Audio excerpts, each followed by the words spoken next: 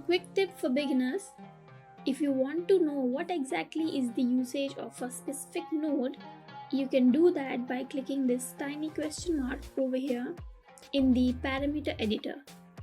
If you hover over it, it says click for help. This opens up a documentation on that node which has every single detail about it: its functioning, inputs, outputs, and all the parameters of that node. For instance, the point velocity node here has these tabs: basic, curl noise, and everything under it. As you can see, every parameter in the node is described here.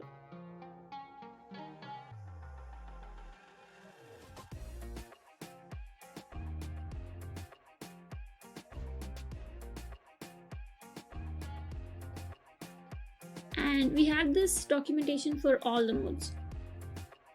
Some of these nodes also come with an example scene file that you can see down here.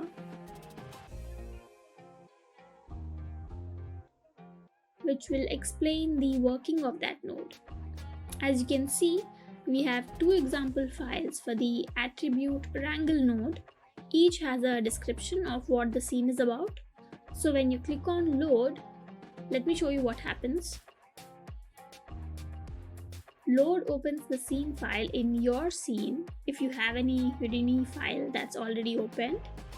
If you go inside, you can see there's a written explanation of what's happening in that scene, and if you dive in, there's the node setup and a description of the working of the node. And if you click on launch, it is going to open a new Houdini scene with the same example. So load opens up in the same scene and launch launches a new scene. So this is a very helpful tip for anyone who wants to know the working of any node in Houdini, and this also works without an internet connection.